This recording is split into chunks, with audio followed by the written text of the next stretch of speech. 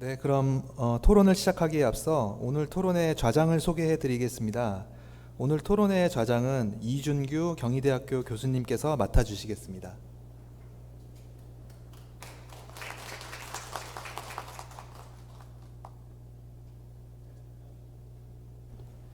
안녕하십니까. 지금 방금 소개받은 이준규입니다.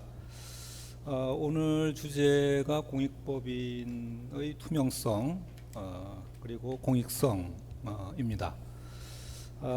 이 토론에 앞서서 그 김환희 소장님하고 김무열 박사께서 주제 발표를 해주셨는데요. 공익법인의 투명성과 공익성 이 문제는 오래전부터 그 공익법인에 몸담고 있는 사람들이나 그 공익법인에 관심을 가지고 있는 연구자들 사이에서는 상당히 논의가 많이 되어 왔던 주제입니다. 근데 이제 최근에 여러분들 아시는 것처럼 그 언론에 그 공익법인과 관련된 뭐 투명성, 공익성 이런 사건들이 몇 가지가 있었죠. 그래서 일반인들도 상당히 이제 관심을 많이 가지는 주제가 되었습니다. 그래서 이런 때 제도 개선을 하는 적기가 아닐까 이런 생각을 해봅니다. 토론의 그 방식은 일단 지정 토론자를 6분 모셨고요. 지금 웹 세미나를 통해서 질문을 올려주시면 나중에 질의응답 시간에 발표자들께서 응답을 하는 방식으로 하겠고, 또 기자 몇 분이 또 참석을 하셨습니다. 그래서 혹시 또 질문이 있으시면 말미에 질문을 해주시면 응답을 하도록 하겠습니다. 자, 그럼 먼저 지정 토론자 소개를 하겠습니다. 소개는 가나다 순으로 하겠습니다. 한국납세자권리연구소의 소장을 맡고 계시는 구재희 세무사 나오셨습니다. 인사하시죠. 한밭대학교 경영회계학과의 박성환 교수님 나오셨습니다.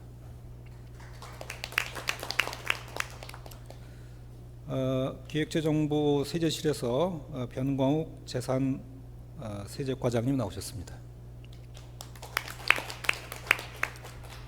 국세청에서 법인세 과장 양동구 과장님 나오셨습니다.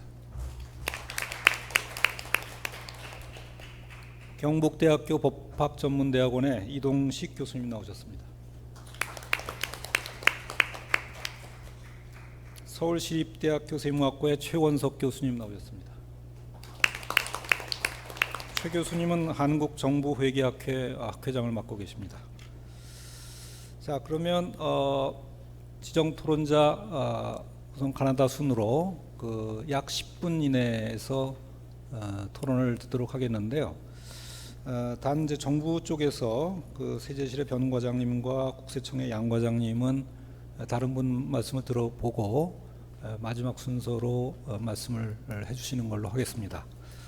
그러면 먼저 구재희 소장님 10분 이내로 말씀 부탁드립니다.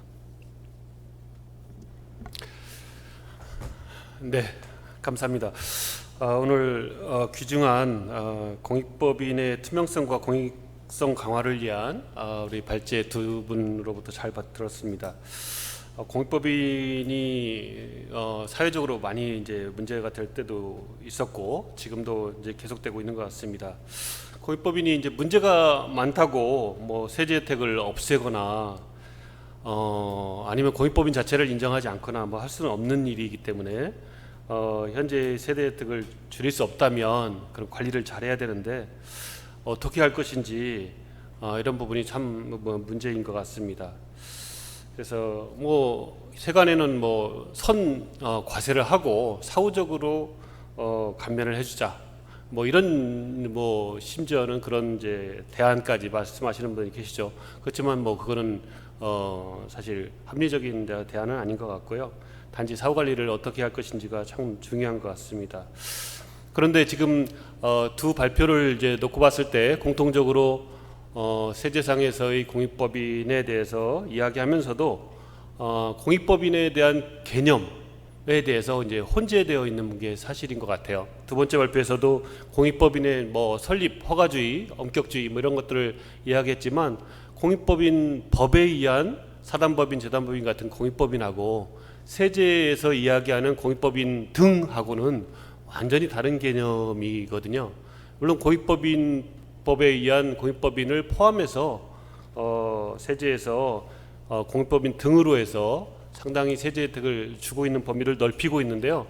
여기에는 법인뿐만 아니라 심지어는 종교단체 같은 법인으로 보는 단체 또는 개인으로 보는 종교단체들도 공익법인 등에 해당이 됩니다. 그래서 이 개념 자체가 상당히 넓다. 세제 혜택을 주는 데 있어서 이렇게 엄청난 범위의 세제 혜택을 주고 있고 그 대상을 포괄하고 있는 것이 과연 있을까 할 정도로 지나치게 넓고 똑같이 대우하고 있다라는 문제가 있습니다. 그래서 공익법인 등의 문제를 우리가 생각할 때 아니 대기업에서 만든 대규모 기업 집단의 관련 재단법인 등 이런 데하고 동네에 있는 개별교회 같은 이런 공익법인성 단체하고 똑같이 취급하고 있거든요. 물론 뭐 사후관리에 있어서는 많은 예외를 두고 있지만 어떻든 공익법인 등은 포함되는 것은 마찬가지입니다.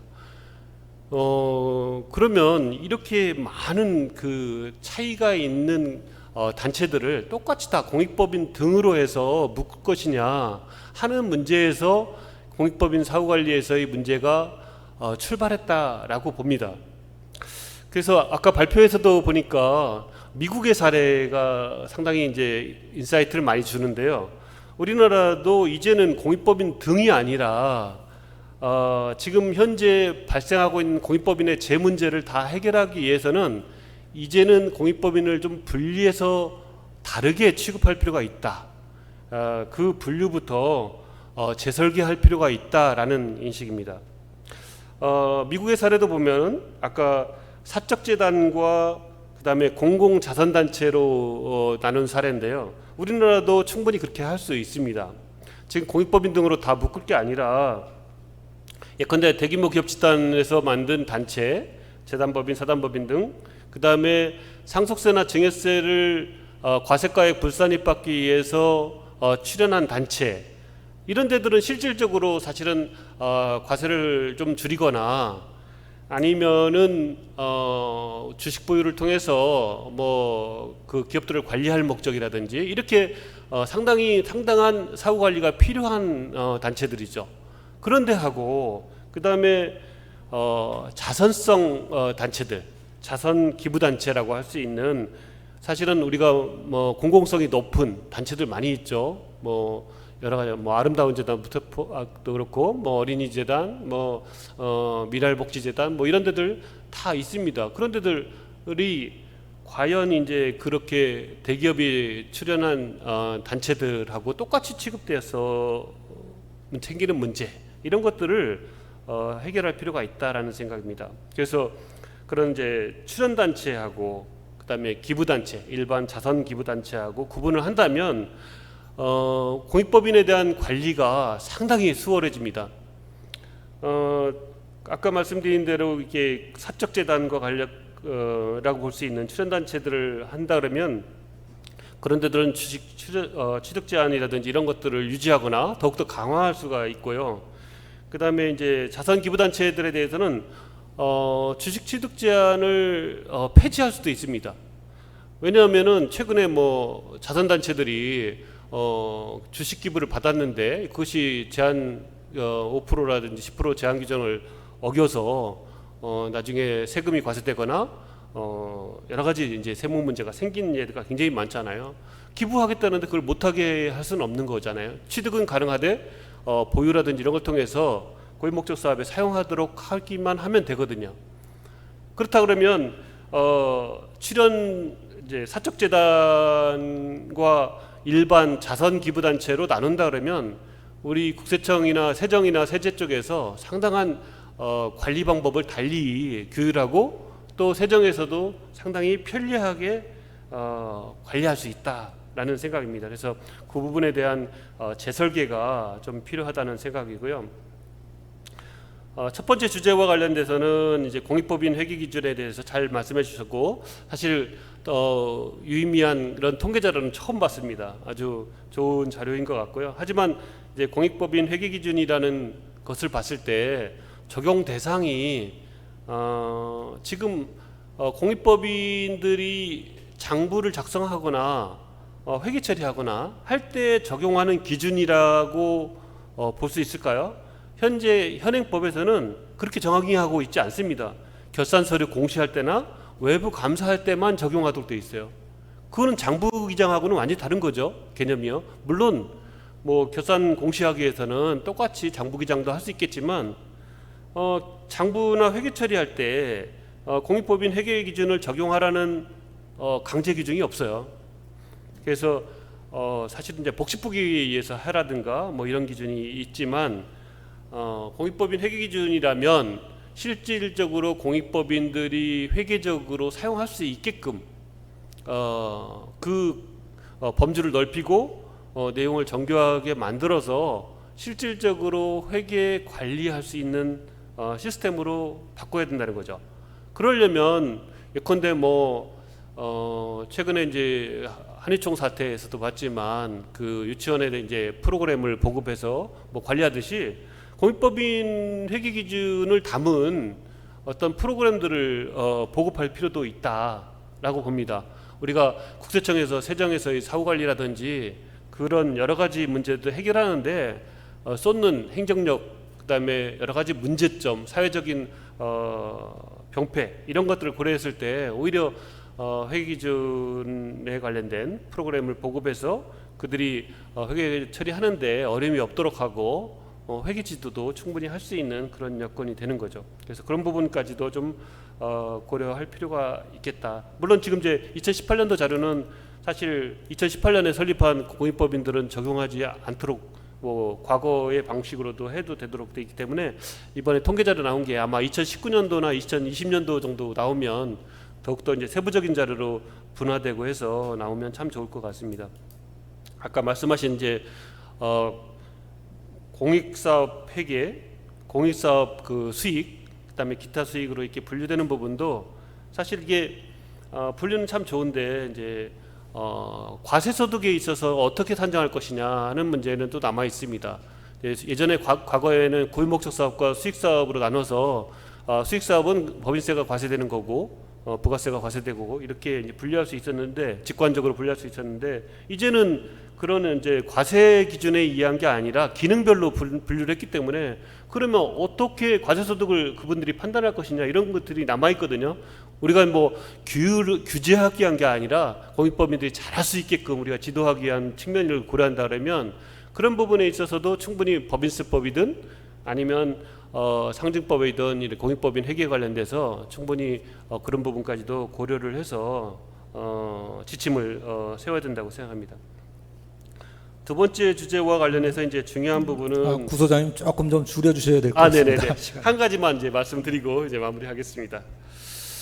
물론 아까 세제 혜택과 이제 그 책임성 간의 균형성을 확보하는 게 참 중요합니다. 그래서 공익성과 이제 투명성을 이제 확보하는 부분을 이제 잘 말씀해 주셨는데요.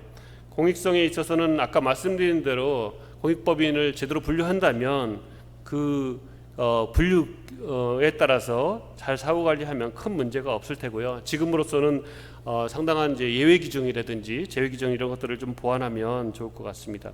투명성과 관련돼서는 사실은 아까 말씀드린 대로 두 가지로 분리한다면 사적재단은 공익성이 중요하고 그다음에 이제 자선기부단체는 투명성이 중요합니다. 이번에 여러 가지 이제 그 사회적으로도 문제가 된 이제 자선 기부 단체 관련돼서도 마찬가지거든요. 그래서 그런 데서는 기부금 검증 시스템을 어떻게 잘 만드느냐 그런 게 중요하죠. 그다음에 연말정산 간소화 시스템에 전송을 의무한다든지 해서, 그리고 또 기부를 한 사람들이 그것을 검증하고 또 공시를 통해서 다 볼 수 있게끔 하는 이제 사회적 요구도 있기 때문에 그런 부분까지도 좀 포괄해서 다뤄져야 될 것 같습니다. 네, 이상입니다. 네, 감사합니다. 구조희 소장님은 그 공익법인이라는 그 범위가 너무 넓은데 따라서 이 성격이 다른 여러 가지 조직들을 동일하게 취급하는 건 상당히 좀 부당하고 좀 분리해서 그 성격에 맞게 다르게 취급하는 게 좋겠다라는 취지의 말씀을 해주셨습니다. 자, 두 번째 지정 토론자 박성환 교수님 말씀을 들어보겠습니다. 네, 뭐 잘 아시겠지만 이 공익법인의 경우에는 민간 기업의 뭐 주주나 채권자 등과 같은 그런 자금 제공자의 기업 경영 활동에 적극적인 감시하는 그런 유인이 상대적으로 없다고 볼 수 있습니다. 특히 인력이나 이런 자원 제약으로 인해서 공익법인의 그 대표에 의해서 조직 운영이 좌우되는 경우도 많고 또 정보 불균형도 심각할 수가 있습니다. 그래서 아마 정부가 투명성 개선을 위한 개입을 할 수밖에 없지 않나 이런 생각이 들고요. 그동안 공익법인 회계 투명성 제고를 위한 제도는 정말 획기적으로 많이 선진화되고 있다고 생각합니다. 여기 김하희 소장님도 계시지만 2012년 또 2013년 비슷한 주제를 가지고 심포지엄을 한 기억이 나고요. 저도 이 자리에서 2013년에 비슷한 주제로 발표를 한 적이 있습니다. 그때 지적된 내용들이 지금 상당히 다 반영되고 있는 상황이 아닌가 생각이 돼서 굉장히 그 바람직한 그런 생각을 하고 있습니다. 의무 공시법인이 많이 확대됐고 외부 감사가 강화되고 뭐 심지어는 이제 주기적 감사인 지정까지 뭐 이렇게 그리고 무엇보다도 이 통일된 공익법인 회계 기준이 이제 의무적으로 적용되는 상황까지 됐다는 건 아주 획기적인 그런 개선이라고 생각을 합니다. 오늘 이 발표가 가능하게 된 이런 것도 결국은 공익법인 회계 기준에 따라 작성된 재무제표가 공시되었기 때문에 가능한 거 아닌가 이런 생각을 합니다. 오늘 김하희 소장님 발표하신 공익법인 재무분석 아직 자료가 축적이 많이 안 돼서 한계가 있었지만 나름대로 의미 있는 그런 결과를 도출했다고 생각합니다. 이것도 하나의 공익법인 회계기준 도입의 효과라고 할 수 있겠습니다. 김무열 위원님 발표해 주신 공익성 심사제도 또 공익법인 주식 취득 보유와 관련된 그런 개선 방안도 결국 공익법인이 공적 가치를 실현할 수 있도록 유도하는데 중요한 참고 자료가 될 수 있다고 저는 생각하고 있습니다. 두 분이 제시한 내용에 대해서 뭐 제가 그 전적으로 동의하고 몇 가지 추가 의견만 덧붙이려고 합니다. 우선 우리가 이제 외부 감사의 효과는 재무제표의 신뢰성을 높이는 중요한 그 역할을 하는 데 있다고 이렇게 이제 얘기하고 있습니다. 오늘 분석에 좀 추가해 줬으면 좋겠다는 생각은 뭐냐 하면 외부 감사를 받지 않은 공익법인도 분석에 포함이 돼 있기 때문에 외부 감사 여부에 따라서 이렇게 비교 분석을 하면 어떨까? 우리가 이제 외부 감사를 한 공익법인과 하지 않은 공익법인을 저도 한번 분석을 해봤는데 분명히 공시 품질도 좀 더 높고 기부금 수준도 더 높아진다는 그런 간단한 분석도 제가 한번 해본 적이 있는데요. 어쨌든 차이가 있을 것 같습니다. 그다음에 여기 공시 행태를 보니까 그 홈택스에 들어가면 뭐 정상적으로 공시하는 데도 있고 재공시하는 그런 기관도 꽤 있는 것 같은데 이런 수정 공시하는 그런 공익법인을 추가 분석해 보는 것도 괜찮을 것 같고 또 100억 이상이 되지 않은데도 불구하고 자발적으로 외부 감사를 받는 공익법인도 있다고 제가 파악을 했었습니다마는 그런데도 추가 분석을 해보면 어떨까 하는 생각이 들었고요. 그 다음에 센터에서 이 모범 공시 사례를 좀 이렇게 찾아내는 노력도 좀 하시고 그걸 사례집으로 만들어서 전파를 하시면 공익법인 전체의 공시 품질을 개선하는데 도움이 되지 않을까 이런 생각을 해봅니다.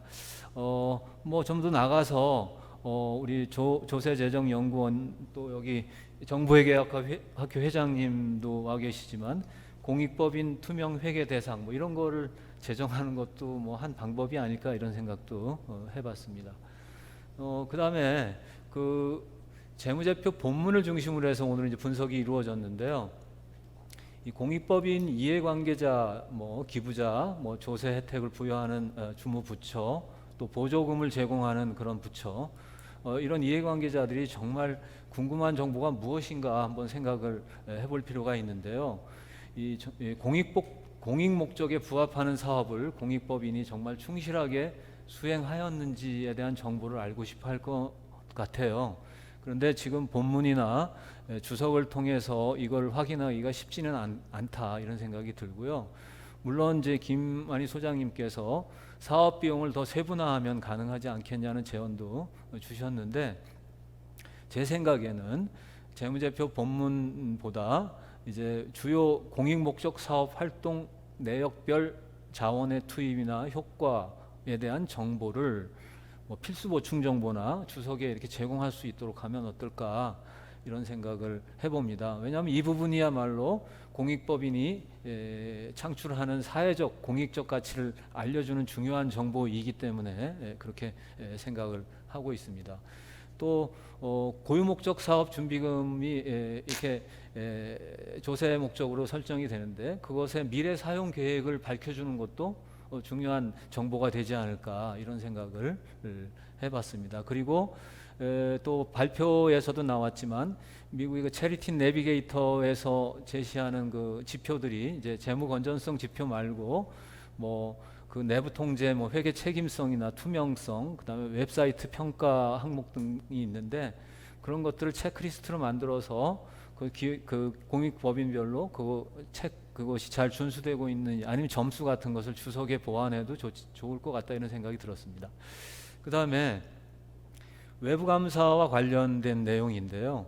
우리가 외부 감사가 재무제표 회계 감사에 이제 한정되는 그런 문제가 있는데요. 우리가 민간 기업과는 다르게 공익법인의 경우에는 거래량이나 복잡성 같은 것이 그렇게 높지 않기 때문에 감사 위험은 물론 오류 가능성은 높지만 인력이 부족해서, 그러나 감사 위험이 크지는 않을 것 같습니다. 오히려 목적 이외에 부당 예산을 사용한 거나 증빙 미비 사항이나 기타 내부 통제 절차 미흡 사항, 뭐 이런 것들이 이제 굉장히 더 중요한 사항일 것 같은데, 나중에 내부 통제에 대한 검토 의견도 감사 범위에 포함시키는 그런 고민을 해볼 필요가 있지 않나 이런 생각을 해봤습니다. 그 다음에 이제 감사 품질에 대한 문제인데요. 지금 대규모 공익법인의 경우에는 뭐 주기적 감사인 지정제라든지 뭐 이런 거에 의해서 감사인의 독립성이 확보되는 그런 제도적 장치가 있는데, 100억이 넘는다 하더라도 이런 장치가 작동하지 않는 그런 이제 외부 감사 의무화 법인이 있습니다. 이런 경우에 감리 제도를 이제 도입한다고 하긴 하는데 그게 담보할 수 있을지 하는 그런 좀 걱정이 있고요. 그다음에 이제 외부 감사 기준에서 자산 규모를 이제 기준으로 이제 세법에서 정하고 있는데, 이것이 이제 실제로 외부 감사를 의무적으로 받지 않는 단체에서 사실은 어떻게 보면은 운영 비리 같은 게 나타나서 어떤 사회적으로 큰 이슈가 되는 경우가 이제 상당히 많다는 거 우리들은 이제 알고 있습니다. 그래서 이게 꼭 자산 기준으로만 이 감사 의무화를 해야 되는가 하는 그런 걱정이 있는 것입니다. 뭐 예를 들어서 어느 공익법인이 자산이라는 거, 건물 하나, 큰 거 하나 있고 장학기금 하나 있습니다. 그러면은 또 활동사항은 장학금 지급하는 것밖에 없어요. 근데 외부 감사를 반드시 받습니다. 그러면 그게 어떤 의미를 가질까 이런 생각을 갖게 됩니다. 그래서 기부금 같은 수입이 굉장히 많거나 이런 경우에 감사 범위에 좀 포함시키는 건 어떨까 하는 그런 생각이 들었고요. 그 다음에 이제 마지막이 될 것 같은데, 이제 공익법인 공익성 심사에 대한 말씀을 이제 김무열 위원님께서 해주셨는데, 제가 그냥 가칭, 만약에 공익성 심사 평가원 같은 것이 만약에 설립된다면은 그거는 이제 주무관청이 공익법인은 다 다르지만 공익성 심사 평가원은 독립된 하나의 그 전문기관으로 존재할 필요가 있겠다 이런 생각을 합니다. 그래서 주무관청은 이제 세제 혜택을 계속 줄 거냐, 뭐 인가를 취소할 거냐, 보조금을 줘도 되는가 이런 결정을 할 때 그 결과를 잘 활용하시면 되고, 공익성 평가에 지금 국가회계재정통계센터에서 이렇게 분석하는 그런 정보들이 중요한 역할을 할 수 있을 거라고 이제 생각이 됩니다. 공익법인 회계기준 의무화, 외부감사 강화, 뭐 주기적 지정제, 공시 의무 확대, 뭐 이런 것들이 규제가 아니라 공익법인한테는 아주 좋은 기회가 될 거라고 저는 생각합니다. 공익법인이 자기들이에게 조세 혜택을 허락해 준, 크게 보면 국민들이라고 볼 수도 있고요. 그다음에 기부금을 제공한, 또 보조금을 제공한, 이런데 법인이 공익적 활동을 잘 했다고 소상하게 밝히는 일이야말로 대기업에 아까 얘기하는 공익법인 설립해서 뭐 다른 그 왜곡된 일을 한다는 그런 오해도 불식시키고, 또 고생을 많이 하고 있는 아주 성실한 공익법인 종사자들을 이렇게 보호해주는 그런 장치가 될 수 있다. 이런 인식의 전환이 필요할 것 같고요. 오늘 이 토론을 통해서 공익법인의 운영 부실, 뭐 비리 횡령 이런 빈도가 좀 줄어들고, 국가 전체의 투명성 개선으로도 이어졌으면 좋겠습니다. 감사합니다. 예, 감사합니다. 우리 박성환 교수님은 그 공익법인에 대한 공시 품질을 개선하는 게 필요하고, 그걸 위해서 여러 가지 그 제도 개선을 제안을 해주셨고, 두 번째로 외부 감사 제도에 대한 개선도 여러 가지 제안을 하셨습니다. 공익성 평가와 관련해서는 뭐 전문기관이 필요하다든가 관련해서 여러 가지 좋은 말씀을 해주셨습니다. 자, 세 번째 지정 토론자는 경북대학교 이동식 교수님 말씀을 해주시겠습니다. 10분 이내로 부탁드립니다. 네. 사실 공익법인이 중요한 역할을 해야 되는 사람은 어떻게 보면 우리나라 같은 이제 자본주의 체제를 취하고 있는 국가에서 그렇지 않을까 생각하거든요. 왜냐하면 이제 결국 이런 공익 활동이 필요한 섹터라는 것은 정부가 충분히 작동을 못하는 분야를 정부를 대신해서 활동을 해주는 겁니다. 그렇기 때문에 그런 활동을 하는 법인에 대해서 우리가 여러 가지 이제 제도 지원을 실제로 해주는 겁니다. 그래서 선진국들의 경우에도 이게 결국은 정부가 그런 영역을 위해서 뭐 예산을 편성하지만 이제 그거로 충분치 못하니까 그걸 커버하는 의미에서 이제 공익 활동을 굉장히 지원을 많이 하지 않습니까? 이제 그런 측면에서 보면 최근에 특히 우리 사회의 경우에 좀 이렇게 주목할 부분이, 사실은 우리가 오늘 논의를 하고 있는 것은 그 대상이 일단 굉장히 애매모호하지만 공익법인이라는 것을 특정을 해놓고 지금 사실은 얘기를 하고 있습니다. 그런데 공익법인의 반대축에 있다고 할 수 있는 게 결국 영리법인 아니겠습니까? 근데 영리법인의 경우에도 최근에 우리는 굉장히 많은 공익활동을 요구를 하고 있습니다. 그래서 대기업들이나 뭐 일반 기업들도 보면 공익활동을 하고 그것에 대해서 평가를 많이 받거든요. 그런데 그쪽도 마찬가지입니다. 이게 어떤 일을 했는지 솔직히 정확하게 이게 리뷰가 되는 시스템이 없습니다. 그래서 그것과 공익법인이 하는 것들을 이게 총괄적으로 한번 정부에 리뷰를 할 수 있는 시스템이 좀 필요하지 않을까 싶은 생각을 했고요. 그리고 그런 어떤 영리법인을 떼내버리고 나서 그 다음 이제 오늘 우리가 얘기하려고 하는 이 공익법인 카테고리 안에 들어와서 보면 이미 앞부분에서 토론자들이 말씀해 주셨던 것처럼 이 개념 자체가 너무 지금 법체계 안에서 이거 혼란스럽습니다. 그래서 우리가 세법에서는 비영리법인, 공익법인 이렇게 얘기하지만 법인세법과 상정세법에 또 그 범주가 다르게 되어 있고요. 그런데 세법 이외의 법의 영역을 보게 되면 우리가 공익법인이라고 하는 것을 규율하는 법이 민법도 있고, 비영리 민간단체 지원에 관한 법이 있고, 또 공익법인의 설립 운영에 관한 법률이 있고, 그리고 또 이제 개별법들이 있습니다. 예컨대 사회복지사업법 같은 거, 또는 의료법 같은 거, 의료법에 만들어진 의료법인도 이게 공익법인이 되거든요, 법상은. 자, 그래서 이게 워낙 다양하게 이렇게 되어 있고 그것을 어떤 판단한 척도들이 다르다 보니까 이게 지금 좀 세법 이외의 영역에서도 뭔가 이게 통일적인 뭐 하나의 기준이 좀 나와야 되지 않을까, 뭐 이런 얘기들 많이 하고 있습니다. 다음으로 이제 세법에 넘어와서 보면 사실 최근에 와서 우리가 이제 이 결국 우리가 앞에서 얘기했던 것들은 공익법에 대한 지원이 어쨌든 필요하다.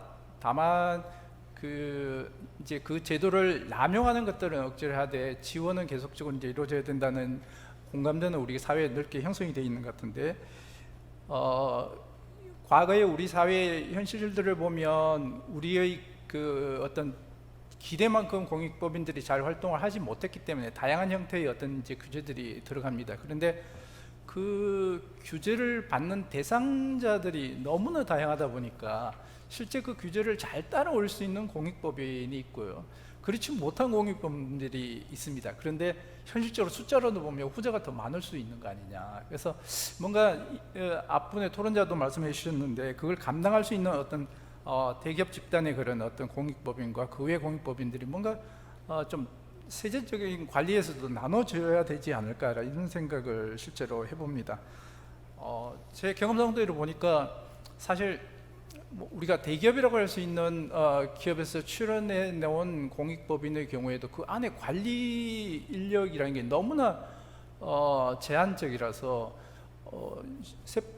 상정세법인은 성실공익법인 요건이 어떻게 변했는지도 몰라서 그 정해설 몇백억씩 이렇게 맞아서 사실상 공익법인의 활동이 그 상당히 어려워져 버리는 그런 상황까지 도래하는 걸 이렇게 봤거든요. 그렇기 때문에 뭔가 우리가 이 어떤 세법에 따른 어떤 규제들을 이렇게 강화해 가는 것들이 필요는 하지만 그걸 하는 과정 중에 또 이렇게 그걸 감당 못하는 공익법인들이 생겨서 좀 억울한 케이스들이 생길 수도 있지 않나, 그런 부분에 대한 어떤 대비도 필요하겠다라는 생각을 했고요. 그다음 이제 좀 디테일한 부분에 가서 보면 이게 공익법인들이 실제로 이제 앞으로 쭉 활동을 함에 있어서 이걸 적절하게 이제 감시하는 시스템이 또 이제 당연히 필요한데, 지금은 보면 이게 주로 이제 국세청에 많이 넘어가 있는 것 같습니다. 그런데 뭐 모르겠습니다. 앞으로는 이제 국세청이 그 인력들을 또 어떻게 보강할지 모르겠습니다만은, 과연 국세청이 그런 인력까지 보강해서 이 성실공익법인뿐만 아니라 이 공익법인 전체를 관리하는 걸 담당할 이유가 있겠냐는 저는 생각은 하거든요. 그래서 뭔가 이걸 감당한 또 다른 게 뭔가 기구가 있으면 좋겠다. 뭐 그 구체적인 형태는 뭐 어떻게 될지는 모르겠습니다. 뭐 영국의 제3섹터 위원회 같은 그런 게 될 수 있을지 그건 좀 고민이 많이 필요하겠습니다만 말이죠. 그래서 그런 생각을 해봤고요. 마지막으로 이제 김무열 박사님이 얘기해 주신 것 가운데 지금 공익법인의 내국법인의 주식을 보유하는 한도를 좀 완화해 주는 문제와 그리고 또 의무지출 강화와 이 두 가지 부분에서만 간단하게 말씀을 한번 드려볼까 싶습니다. 이 보유주식 한도 설정과 관련돼서는 저는 이게 남용되는 걸 계속 우리가 그냥 둘 수는 없는 거기 때문에 이걸 방어하는 방법으로 신탁제도를 좀 활용하면 어떨까 하는 생각을 해봤습니다. 그래서 아예 그걸 딱 그 신탁 설정을 해버리고 그걸 우리가 그 핸들링 할 수도 없고 신탁 회사를 딱 우리가 핸들링하면 되거든요. 그렇게 해서 회사 그걸 통해서 우회적으로 회사를 지배하는 걸 못하도록 막아버리면 되지 않을까 이런 생각을 해봤고요. 그리고 의무 지출을 강화하는 것은 당연히 필요한데, 다만 이게 현재 지금 계속 기준이 보면 총 자산가액 대비 몇 퍼센트 이렇게 돼 있습니다. 그런데 지출을 하려고 하면 사실은 가용자원이 있어야 되는 거지 않습니까? 근데 우리나라 많은 공익법인들이 주식을 많이 가지고 있으면 그 주식은 실제로 처분을 못하고 있는 경우들이 많거든요. 그렇기 때문에 이렇게 되면 좀 이렇게 의무지출을 강화하는 것이 이렇게 효율성이 좀 떨어질 수 있지 않나 이런 생각을 해봤습니다. 제 토론 일단 여기까지 하도록 하겠습니다. 감사합니다. 예, 감사합니다. 이동식 교수님은 법률마다 이 공익법인에 대한 그 범위라든가 이런 것이 상당히 달라서 그 법 체계상 상당히 혼란스러운 점이 있기 때문에 뭔가 통일적인 기준이 있었으면 좋겠다 하는 말씀을 하셨고, 공익법인이 어떤 규모나 이런 거의 차이 때문에 어떤 규제를 감당할 수 있는 그 능력에 상당히 차이가 있고, 그런 감당을 할 수 없는 기업에 대한 대책이 필요한 거 아닌가 이런 말씀. 그다음에 주식 보유 한도 완화나 의무 지출 강화 관련한 좀 우려점들 같은 것을 말씀해 주셨습니다. 자, 그럼 네 분의 지정 토론자 말씀을 들었는데요. 이제 두 분 남았습니다. 그 정부 쪽에서 우선 국세청의 양동구 과장님께서 죄송합니다. 죄송합니다. 최연석 교수님 먼저 말씀을 듣고 두 분 말씀 듣도록 하겠습니다. 10분 이내로 말씀해 주시기 네. 바랍니다. 뭐 이미 다른 토론자분들께서 말씀을 많이 해주셔서 짧게 하도록 하겠습니다.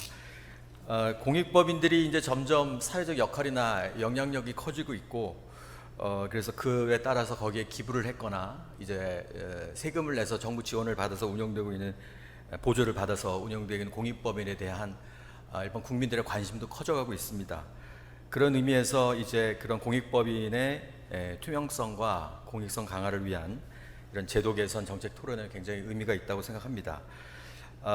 그 첫 번째 그 김한희 소장님께서 발표하신 공익법인의 투명성 제고 방안은 주로 재무 분석을 중심으로 발표를 해주셨고, 두 번째 이제 김무열 박사님께서 하신 공익성 제고 방안은 주로 공익법인의 관리 체계 구축 등에 대한 것을 중심으로 발표해 주셨습니다. 저는 이런 공익법인의 투명성이나 공익성 강화를 위한 제도 개선에 대해서 이제 정부에게를 강의하고 연구한 그 이제 학자의 한 사람으로서 평소에 이제 생각하던 것들, 그리고 최근에 이슈가 됐던 사안과 관련한 것들 중심으로 간단하게 말씀드리겠습니다.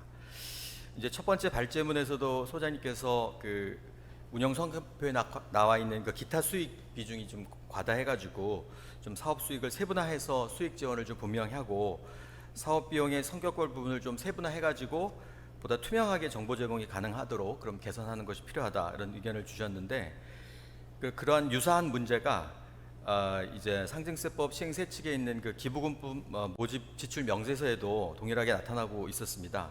이번에 문제가 됐던 정의원 같은 경우에 2019년도 기부금품 모집 및 지출 명세서에서 지급처, 그러니까 수혜자죠. 수혜자가 뭐 기타로 돼 있다거나 아니면 지출 목적도 기타, 뭐 수혜자가 뭐 9,999명, 뭐 이렇게 지출액이 또 4억 6,900만 원 이렇게 큰 금액으로 나와 있었는데, 그러니까 수혜자가 기타고 또 그다음에 인원수도 특정되어 있지 않고 지출 목적도 기타인 그런 금액이 매우 큰 그런 비중을 차지하고 있었습니다. 그 관련해 가지고 이제 미국 같은 경우에는 그 기부금 지정단체 지출 명세서를 보면은 기타 비용이 총 비용의 10% 이상인 경우에는 별도로 상세하게 그 내역을 공시하도록 되어 있습니다. 그래서 우리나라도 앞으로 미국의 사례를 참조해가지고 그 지출 명세서 항목을 좀 더 막내를 해서 보다 더 그 지출의 내역을 상세하게 공세가 이루어질 수 있도록 그런 제도 개선이 좀 필요할 것으로 보이고요. 두 번째는 이제 그 공익법인의 재무제표의 이제 결산 서류의 신뢰성 제고를 위한 방안으로 뭐 그 거기 담당자들의 회계 능력을 제고하기 위한 교육을 강화하는 거, 그 다음에 신뢰성 담보를 위한 여러 제도 장치가 필요한데요. 관련해 가지고 이제 주무부처들이 이제 그 관리하는데 한계가 있기 때문에 그런 걸 좀 이제 일원화해서 특히 회계적 측면에서 좀 일관성 있는 관리 감독을 할 수 있는 부서를 별도로 지정하는 것도 하나의 방법일 수 있겠습니다. 더불어 이제 민간 차원에서는 이제 회계 감사를 받아야 되는 공익법인을 좀 확대하는 방안도 있는데, 이제 이러한 경우에 이제 영세한 공익법인 같은 경우에는 이제 외부 감사를 받는 것이 부담이 될 수도 있기 때문에 이제 뭐 다른 나라에서 이미 좀 하고 있는 이제 외부 감사의 공영제 같은 것을 도입할 수도 있겠습니다. 이제 외부 감사의 공영제라고 하는 것은 이제 이런 어떤 공공성이 큰 이제 조직에, 병리 조직에 외부 감사를 우리 사회의 어떤 공공재로 봐가지고 정부나 아니면 독립된 제3자가 이제 외부 감사인을 선임해서 외부 감사를 수행하고, 그런 감사 비용은 또 사회적 측면에서 이제 여러 기관들이 분담하는 그런 방안인데요. 그런 것들도 이제 영세한 공익법인들의 부담을 주지 않으면서도 우리 사회가 필요한 어떤 투명성과 책임성을 담보하는 하나의 방법이 될 수 있지 않을까, 이런 생각이 들었습니다. 그다음에 이제 마지막으로 이제 공익법인의 공익성 제고 방안 관련해서 두 번째 발제문에서는 공익법인 관리 체계 구축에 대한 말씀을 해주셨는데, 여기에 덧붙여 가지고 우리 공공부문 감사에도 이제 그 법령 등의 준수 여부에 대한 확신을 제공하기 위한 목적으로 수행되고 있는 컴플라이언스 오디트라고 하는 준수 감사라고 하는 개념이 이제 좀 도입이 필요하지 않나, 이렇게 판단되는데, 이미 다른 나라 선진국에서는 도입되고 있는 제도 그 개념이고요. 그래서 이제 국제 최고 감사 기구라는 데서 이제 기준서를 도입하고 이제 벤치마크로 쓸 수 있는 여러 개념이라든가 가이드라인을 제정하고 있는데, 이건 뭐냐면 어떤 특정 감사 대상인 어떤 공익법인이 준거 기준인 어떤 법령 등을 제대로 따르고 있는지를 이제 감사인들이 이제 독립적으로 평가를 하는 것인데, 주로 뭐 법령을 따랐는지 여부, 아니면 적정한 지출이 있었는지 여부, 이런 것들에 대한 이제 그런 판단을 해가지고 이제 일종의 감사의 큰 카테고리 안에 포함시켜서 이제 하는 것인데요. 최근에 이제 그 한공회에서 그 준수감사에 대한 기본 원칙에 대한 연구 보고서를 발간해가지고 관련된 연구가 진행되고 있어서, 이에 대해서도 좀 관심을 가지고 우리 공공 부분의 감사의 개념을 조금 그 확장하는 그런 필요도 있지 않나, 이런 생각이 좀 들었습니다. 네, 이상입니다. 예, 최현석 교수님 감사합니다. 최 교수님은 상증세법상 기부금품 모집 명세, 지출 명세 이런 거에 기타라는 항목으로 너무 큰 금액이 묶인 이런 문제를 개선할 필요가 있다는 말씀하셨고, 외부 감사와 관련해서는 공영제를 도입하는 것이 어떤가 이런 말씀 주셨고, 그다음에 공공부문 감사의 경우에 그 법령 준수 감사도 해야 되는 거 아닌가, 이런 의견을 주셨습니다. 자, 그럼 네 분 말씀을 들었는데요. 정부 쪽에서 우선 국세청의 양동구 과장님 말씀을 듣겠습니다. 예, 반갑습니다. 국세청 법인세 과장입니다. 우선 발표해 주신 그 두 분의 발표를 잘 들었습니다. 사실 이 공익법인에 대한 집행의 문제를 우리 국세청에서 담당하고 있기 때문에 한편으로는 좀 무거운 마음으로 또 책임감을 갖고 들었는데요. 좋은 지적을 감사를 드리고, 우리 공익법인 관리와 관련해 가지고는 국세청에서 하는 일이 크게 이제 세 가지 정도입니다. 우선 첫 번째로는 성실하게 신고할 수 있도록 또는 성실하게 공시할 수 있도록 지원하는 업무를 이제 국세청이 하고 있는 거고요.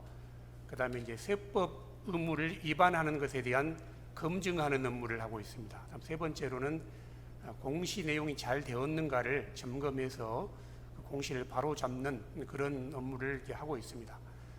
우선 우리가 신고에 앞서서 국세청에서는 우리 공익법인들에게 신고를 잘 할 수 있도록 안내를 이렇게 하고 있습니다. 예를 들면 공시서류 작성 요령을 동영상으로 만들어서 우리 홈페이지에 게시를 하고 있습니다. 현재도 좀 들어가 보면 이렇게 나와 있습니다.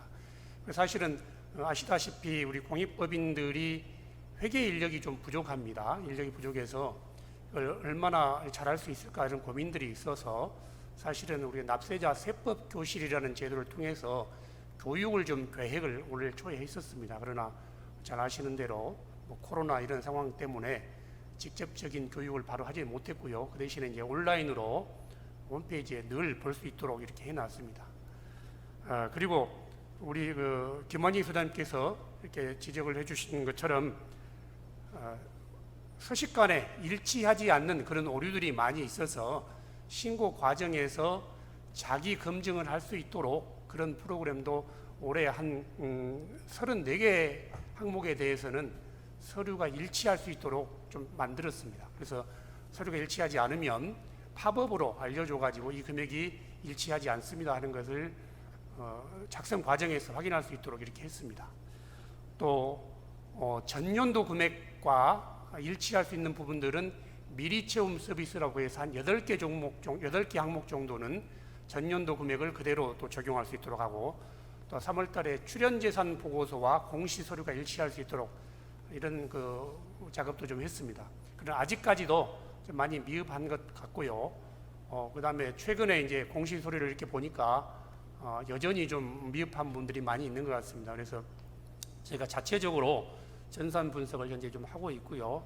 한 70여 개 항목 정도를 좀 자세하게 좀 분석을 하고 그 결과하고, 그 다음에 그 각 주무관청에서 6월 말까지 의무사항 이행 점검 결과를 우리 국세청으로 통보하도록 하고 있습니다. 그래서 그 결과하고 종합해가지고 오류 혐의가 있는 그런 공익법인들에 대해서는 1차적으로 스스로 오류를 수정할 수 있도록 저희가 안내를 하려고 합니다. 왜냐하면 이 공익법인들이 잘 아시는 것처럼 회계 인력이 좀 부족한데 처음부터 바로 공시 요구하고 가산세 매기고 하는 것은 또 다른 부담이 되는 것 같아서 우리 국세청 입장에서는 1차적으로 각 세무서의 담당자들을 통해서 그 오류 내용과 또 그 오류를 수정할 수 있는 요령을 자세하게 이렇게 안내하는 그런 기회를 갖고자 합니다. 그래야 이 투명성이 제고가 되는 거고, 또 공시가 바로 돼야 외부 기관에서나 또는 우리 연구자들도 올바른 연구가 될 수 있겠다 싶은 생각이 들어서 우선적으로는 공시 오류를 바로잡는 작업을 저희가 올해 하반기에는 집중적으로 이렇게 하려고 하고 있습니다. 다음에 그 세법 의무 위반 사항에 대해서는 우리 아까 그 토론자 중에서도 그런 지적이 있었습니다만은 공익법인이 다 똑같은 공익법인이 아니더라고요. 어떤 데는 자선단체도 있고, 또 어떤 데는 그 계열법인, 또 자산 규모가 큰 이런 법인들이 있어서 국세청에서는 그동안에 이 계열법인이라든지 대기업 집단 또는 자산이나 수익 금액 규모가 큰 법인 위주로 검증을 해왔습니다. 그래서 이런 부분들은 지속적으로 제가 좀 검증을 통해서, 또 실질적으로 그런 부분들은 이 공익법인을 이용해서 변칙적으로 탈세 행위를 하는 그런 염려도 좀 있습니다. 그래서 그건 종전에도 해왔지만 앞으로도 좀 지속적으로 해 나갈 그런 예정에 있습니다. 다음으로 저희가 이제 그 투명성을 좀 높이기 위해서는 뭐 기부금, 이게 결국 그 공익법인들이 기부금으로 운영하는 단체도 꽤 있기 때문에 기부금에 대한 투명성을 높이는 방법이 뭐가 있을까 해서 이제 전자기부금 영수증 제도를 저희가 이제 내년부터 도입을 하려고 올해 그 시스템을 지금 현재 구축 중에 있습니다. 그래서 기부를 받을 때 전자적으로 영수증을 발급하면 언제나 우리 홈택스에서 와서 확인할 수 있고, 또 이게 나중에 연말정산할 때는 일괄적으로 연말정산 관수화 시스템에 연결해서 굳이 기부금 영수증을 다시 발급받지 않아도 소득공제라든지 또는 기업들이 소득공제를 받는데 이렇게 간편하게 할 수 있도록 그런 방법도 도입을 하고 있습니다.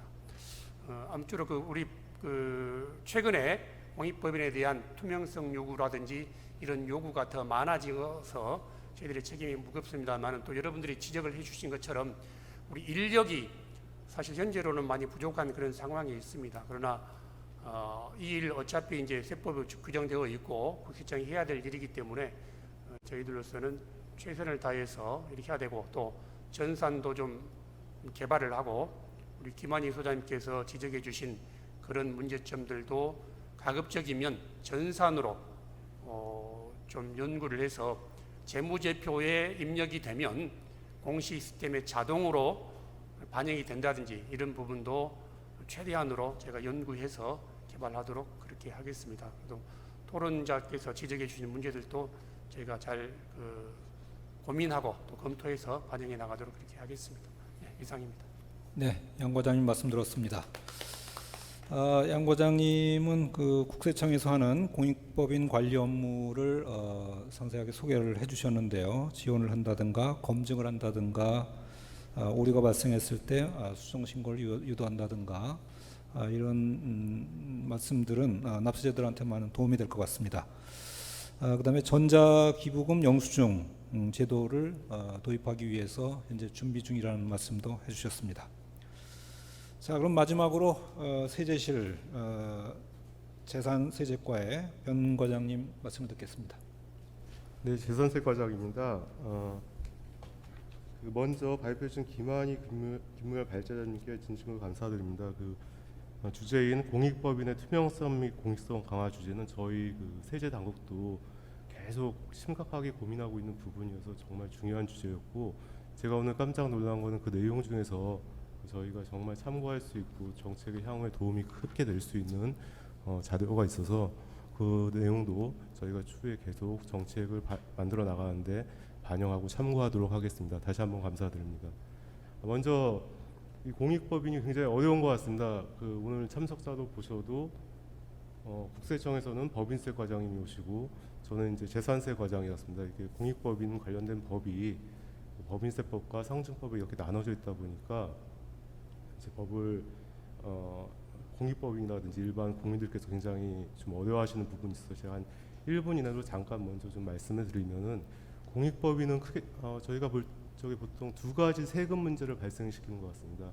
기부하시는 분은 기부금을 소득공제 받는 문제가 있는 거고, 기부를 받은 공익법인은 그 증여세를 면제받는 요 큰 두 가지의 이제 세금 문제를 발생시키다 보니까 그 법 체계가 기부를 받을 수 있는 그 단체를 지정하는 법인세법과 기부 받은 그 출연 받은 그거에 대한 이제 증여세를 면제받는 내용이 있는 상증세법, 이 두 가지에서 규율되다 보니까 약간 혼동이 좀 어려운 부분이 있지 않나라는 생각이 들고, 그래서 저희도 지속적으로 두 내용을 좀 일치시키기 위한 노력은 해왔었고 앞으로도 계속할 계획이라는 걸 먼저 말씀드리고요. 그다음에 공익법인의 개념도 약간 좀 저희가 한번 세제상의 공익법인에 대한 개념도 약간 정립해 볼 필요가 있지 않을까라는 생각이 드는데요. 그 법인세법에서는 사실 공익법인이라는 말을 쓰고 있지 않는 걸로 알고 있습니다. 다 상증세법에서 공익법인이라는 말을 쓰고 있는데, 공익법인을 어떤 단체 그런 개념으로 지금 사용하고 있는 건 아니고 어떠한 사업을 하는 자들을 지금 공익법인으로 보고 있습니다. 그 중에 하나가 법인세법과 소득세법에서 지정된 지정기부금 단체 또는 법정기부금 단체들이 하는 사업을 수행하는 자를 현재 상증세법에서는 공익법인으로 보고 있습니다. 간단한 내용이고요. 두 번째, 저희가 이제 고민하고 있는 내용을 말씀드리겠습니다. 이 공익법인은 참 이게 두 가지 시각이 크게 갈리는 것 같습니다. 하나는 이제 주제에서도 나와 있지만 큰 대기업에서 출연한 그런 이제 큰 공익법인이겠죠. 그거에 대한 관리 감독을 강화해야 된다는 한쪽의 시각이 있고, 또 다른 측면에서는 그런 공익법인이 아닌 굉장히 소규모 그런 공익법인의 활동을 지원하고 더 이제 촉진해야 된다. 이런 양쪽의 시각이 있다 보니까, 근데 다만 이제 세제상에서는 그런 구분을 하지 않고 하나로 사업 개념으로 묶다 보니까 그 출연을 어떻게 받았냐 그 내용이 아니고 어떤 사업을 하고 있냐에 따라서 그걸 공익법인으로 보고 있다 보니까 이 관련된 세제라든지 사후관리 규정들을 해나갈 적에 두 개를 구분하는 게 굉장히 어렵습니다. 그러다 보니까 어떤 제도가 새로운 제도가 도입됐을 적에 한쪽에서는 예를 들어서 관리 감독을 강화하는 제도가 들어왔을 적에 한쪽에서는 더 강화해야 된다는 요청이 있는 반면에, 또 다른 한쪽에서는 그 일반적인 소규모 공익법인들의 활동을 저해할 수 있다는 이런 시각이 있어서 굉장히 어려운, 이제 세제 당국에서도 굉장히 어려운 그 분야라는 걸 먼저 말씀드립니다. 아까 그 구이재 세무사님께서 소장님께서 말씀해 주신 내용 중에 제가 한 가지 좀 개인적으로 그랬던 거는 이렇게 이제 출연받은 저희가 과연 그게 가능한 건가, 누구로부터 돈을 받았는가, 어떤 재원을 마련했는가, 그런 것으로 과연 공익법인의 구분이 가능한 건지. 현재 상증세법에서는 기부라는 말을 쓰고 있지 않고 출연이라는 말을 쓰고 있거든요. 그 출연의 내용 중에 기부라든지 모든 게 포함되는 걸로 저는 알고 있어가지고 과연 그걸 구분하는 게 가능한 건지 또는 바람직한 건지에 대해서 저희도 다시 한번 고민을 해봐야 될 것 같습니다. 그래서 그동안 어려움 잠깐 말씀드리고요. 또 오늘 논의 중에서 투명성과 관련해가지고 투명성 굉장히 강화해야 되지만 이제 소규모 공익법인들 작은 부분들에게까지 너무 강한 투명성을 요구하는 건 좀 과도할 수 있다, 이런 의견들도 있으셨는데, 저는 개인적으로는 그거는 조금 좀 저희가 다시 한번 생각해봐야 되지 않을까라는 생각이 듭니다. 저희가 이렇게 외부 공시라든지 감사에 있어가지고 투명성을 요구하는 거는 아마 영리법인 쪽에서 먼저 시작된 걸로 알고 있는데, 그 취지는 주주에 대한 그 회사의 주식을 갖고 있는 주주에 대한 그 기업의 정보를 투명하게 공개함으로써 시장 참여자들에게 그 캐피탈 게인이든지 배당이든지 그런 관련된 그런 부분들이 투명하게 의사선택을 할 수 있게 하기 위해서 또 투명성이 강조된 걸로 알고 있습니다. 근데 마찬가지로 아무리 소규모 공익법인은 그럼 누구에 대한 책임을 져야 되는 거냐? 저는 그런 경우에는 기부자들 있지 않습니까? 근데 기부자들에 대한 투명성이, 그러니까 사회에 대한 투명성보다 기부자들에 대한 투명성이 더 우선시돼야 되는 거 아닌가? 기부자들은 어떤 배당을 받는 것도 아니고 그 기부로서 캐피탈 게인을 획득할 수도 없는 순수한 의미로 이전의 형식으로 기부를 한 건데, 그렇다면은 아무리 소규모 공익법이나 하더라도 그 기부자들에 대한 투명성 담보 요구는 일반적인 영리법인에 비해서 더 높아야 되는 거 아닌가라는 게 제 개인적인 생각이어서 한번 어느 정도 수준까지 이제 그거를 맞춰 나가야 될지는 지속적으로 고민을 해야 되지 않을까라는 생각이 듭니다. 그다음에 이제 많은 관심이 이제 저는 오늘 깜짝 놀란 내용 중에 하나가 이제 주식을 많이 출연받은 그 법인들이 공익법인들이 어떤 활동이 굉장히 좀 뭐랄까요 일반적인 공익법인에 비해서 굉장히 낮다라는 지적이 있었는데 그 전에 잠깐 이제 발표된 내용 중에서 제가 뭐 혹시라도 오해가 될까봐 잠깐 말씀드리면 이제 주식 보유 비율이 5%, 10%, 20%가 있는데 이거는 어떠한 공익법인이 하나의 기업에 대해서 가질 수 있는 주식 보유 비율입니다.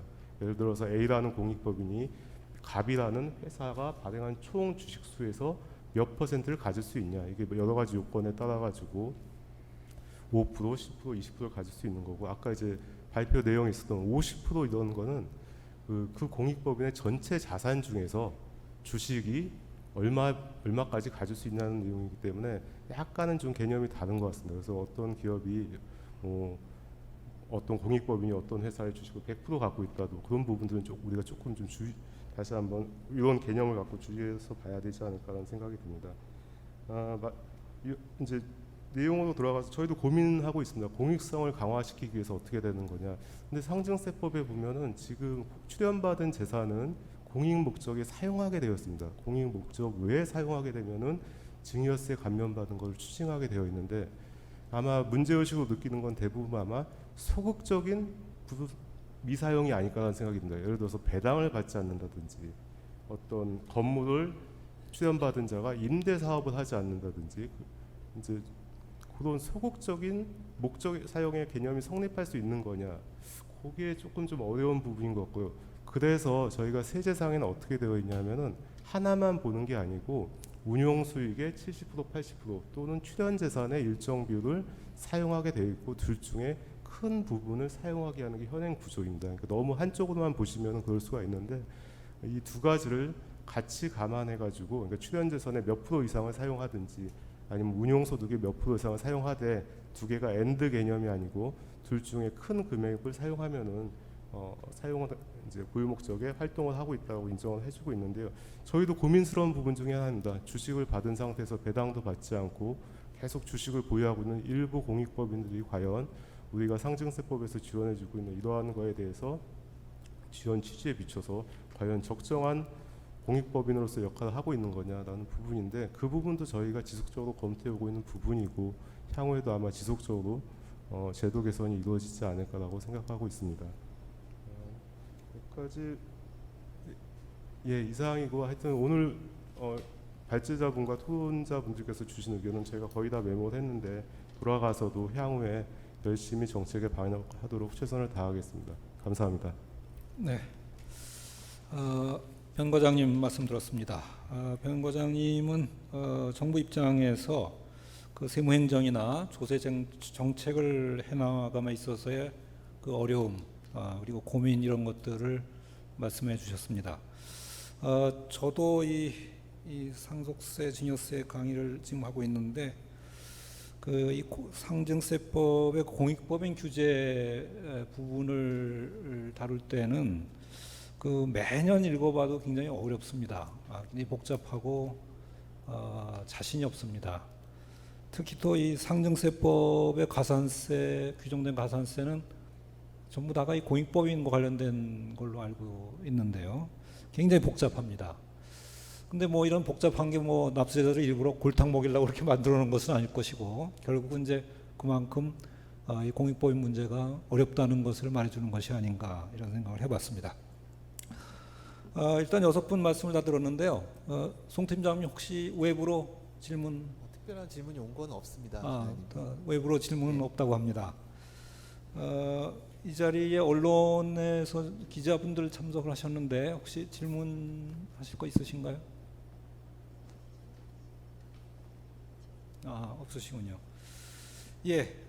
그러면 그 6분 말씀을 종합해서 발표하신 두 분께서 간략하게 그 답변을 해주시도록 하겠습니다.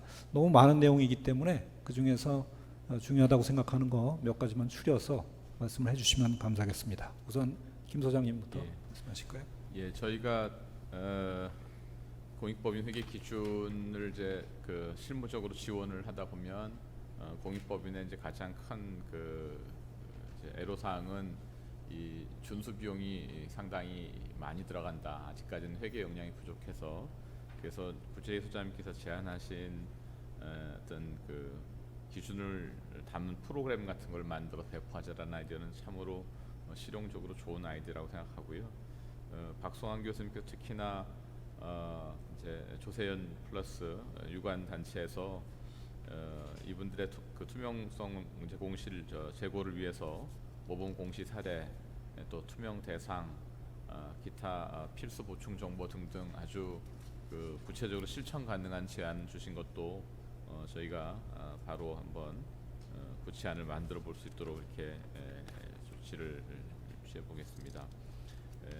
최원석 교수님 말씀하신 내용들 이제 아까 기타 부분에 대해서 10%를 같이 이제 이런 것 좀 만들어야 되겠다라는 것도 저희가 좀 좋은 제안으로 담을 수 있을 것 같고 이제 감사 공용제나 컴플라이언스 오디트 이런 것들은 조금 다른 큰 정책이어서 저희가 참고로 이렇게 가도록 하겠습니다. 국세청의 양동구 과장님께서 뭐 저희가 국세청을 사실 지적하려고 이렇게 한 것은 아니었습니다만 미리 이런 것들을 이제 다 인지하셔서 시스템으로 자기 검증 기능을 이렇게 하도록 한 것은 아마 많은 공익법인들로부터 상당히 좋은 반응을 이제 얻고 있다고 생각하고 추후로도 많은 관심을 가져주셔서 감사드립니다. 연 과장님 먼저 말씀하신 부분들의 아까 이제 그 운용 수익과 그다음에 출연 재산의 퍼센테이지 이런 부분들은 뭐 사실 이런 것 때문에 미묘한 아마 그 운영의 비헤이비어가 이렇게 나타날 것 같습니다. 어떤 형식이든지. 그래서 저희가 이제 자료가 좀 더 쌓이는 대로 그 공시 또는 이런 기준에 따라서 법인들이 아까 그 소극적인 미사용 말씀을 하셨는데 그런 것들을 저희가 데이터로 좀 디텍트할 수 있는 가능성 같은 것들을 추후에 연구하도록 하겠습니다.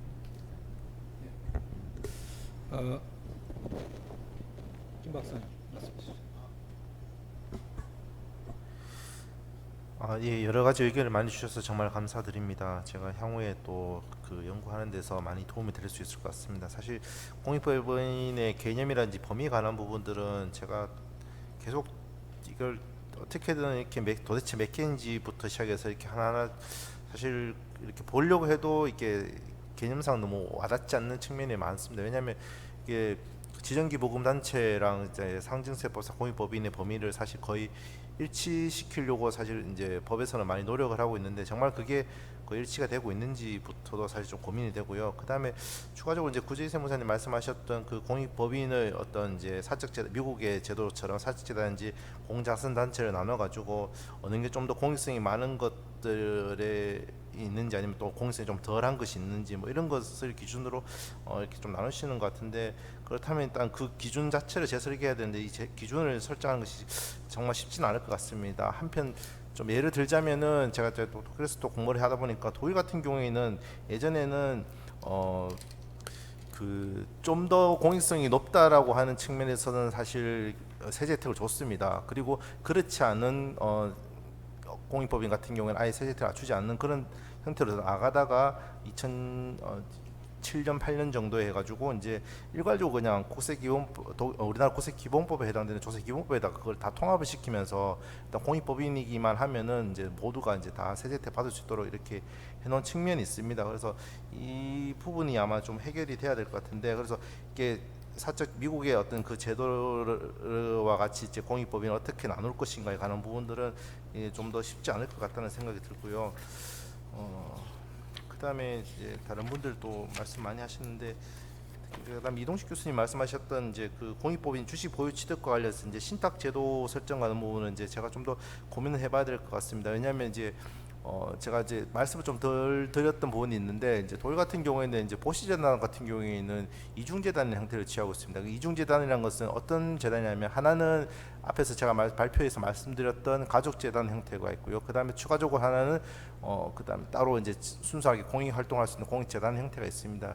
그 두 개 이중재단을 보게 되면은 실질적으로 공익 활동 자체는 이제 공익법인이 하게 되어 있지만 그 공익법인 같은 경우 의결권을 사실 거의 주식을 거의 95%까지 가지고 있습니다. 그럼에도 불구하고 이제 그런 한쪽에 이제 공익 활동을 실질을 할 수 있도록 신탁을 해놓은 상태입니다. 그래서 그런 부분들이 좀 있는데 제가 상세한 것은 이제 추후에 이제 또 연구 과제로 남기도록 하겠습니다. 그 외에 이제 구체적인 어떤 제도에 대한 어떤 특히 병관 과장님께서 이제 여러 가지 제도에 대해서 좀 오해의 소지 있는 것들을 많이 말씀해 주셨는데 그런 부분들은 추후에 또 제가 또 공부하고 모르는 거 있으면 또 여쭤보고 이렇게 하도록 하겠습니다. 네, 감사합니다.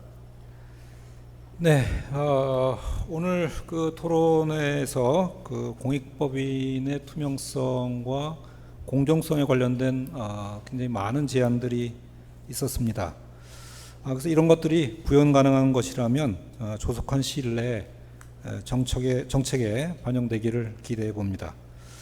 오늘 발표하신 두 분, 그리고 지정 토론자 6분, 그리고 끝까지 자리 지켜주신 우리 김윤찬 원장님께 감사를 드리면서 이만 토론회를 마치도록 하겠습니다. 감사합니다.